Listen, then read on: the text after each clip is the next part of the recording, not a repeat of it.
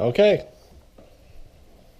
I'm Ray Harvey, and I'll be doing a speech about building responsibility. So, as we get older, we're all expected to have a certain amount of responsibility. Responsibility being a measure of trust on a person, and every single one of us has it. So why do we have it?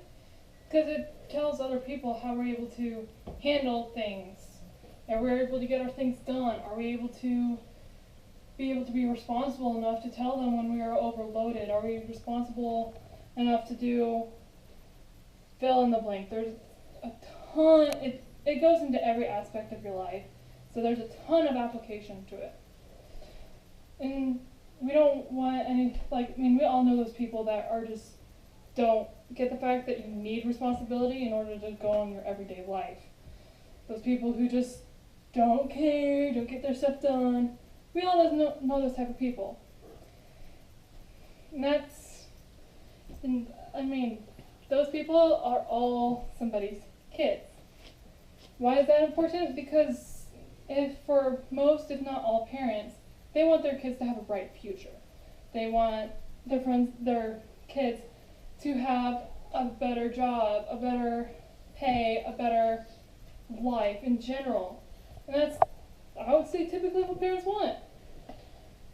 And some of that goes into being a role model, because anybody who involves anything with a kid, you are a role model, whether you want to or not. You're just a role model.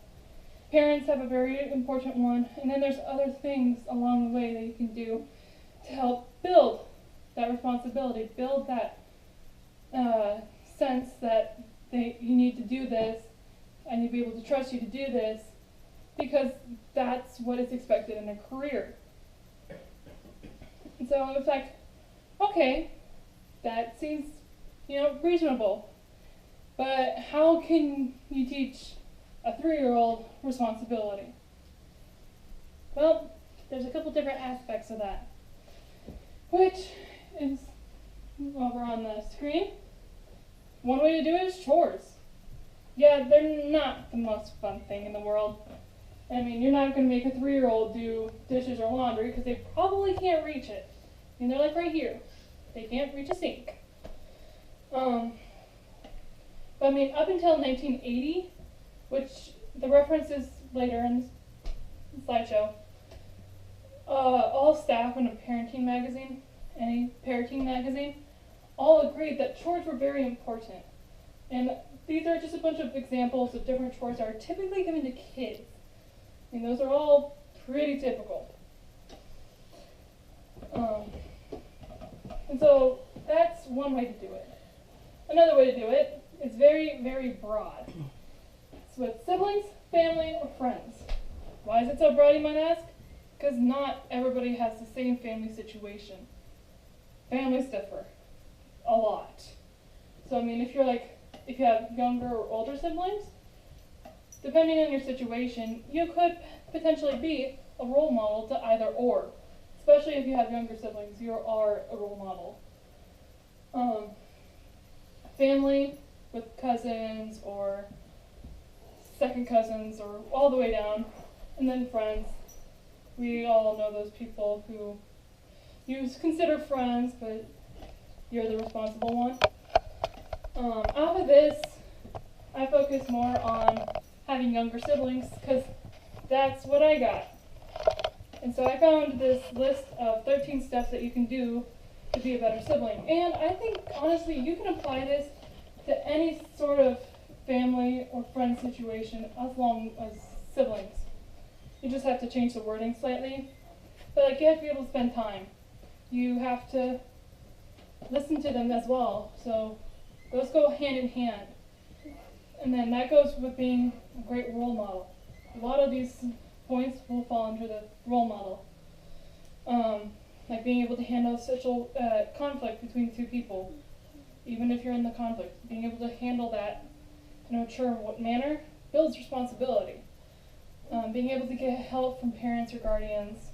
Again, this is specifically for older siblings, dealing with younger siblings, but you can apply that however your situation may be. And then if you are an older sibling, or if you are a younger sibling, or you are a friend, you are given a special role already. You already are very important in that person's life. And so they're going to depend on you for different things.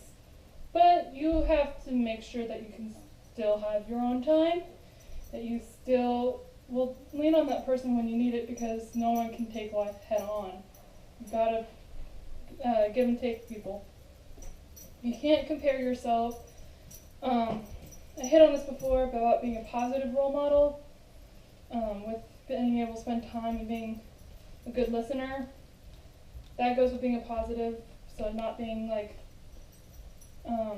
not just trying to bring the person down, but trying to go, oh, it's okay, it's okay. That's being positive.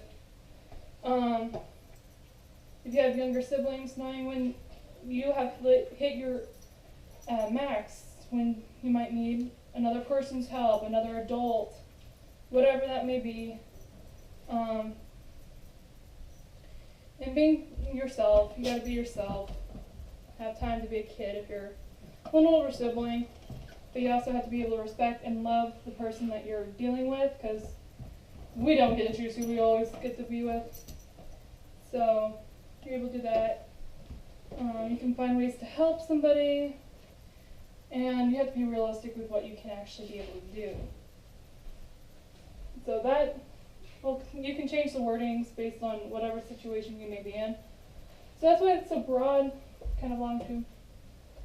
Another way to do it is pets, because pets need feeding, pets need taken care of, they need grooming, they need a bunch of different things. They're very, very needy. I tried to put in a list of ones that, based on how much responsibility is needed, because fish, feed them every other day, you'll be fine. But like with cats or dogs, you gotta feed them like every day. Dogs have to be outside like 2 or 3 times a day. In fact, off of one of the references, they say dogs and cats are the best for building responsibility because they require cleaning the litter box, taking them outside, feeding and watering. They have the most needs, and so they build the most trust, they build the most responsibility. And the next hits on jobs and extracurricular activities, because they both help you build time management and the value of hard work. Jobs specifically will help you have a financial independence and being able to build your resume and being able to learn practical life skills. That's why, but they both have aspects that are very important.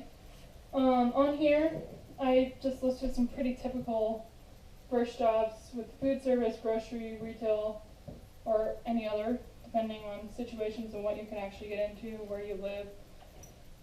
A lot of variables go into that. School, you have like clubs, you have theater, band, choir, orchestra. You got an insane amount of activities with the school. And those are all great for learning time management and being able to have to work by yourself, hard work. Those are my sources I used for that information.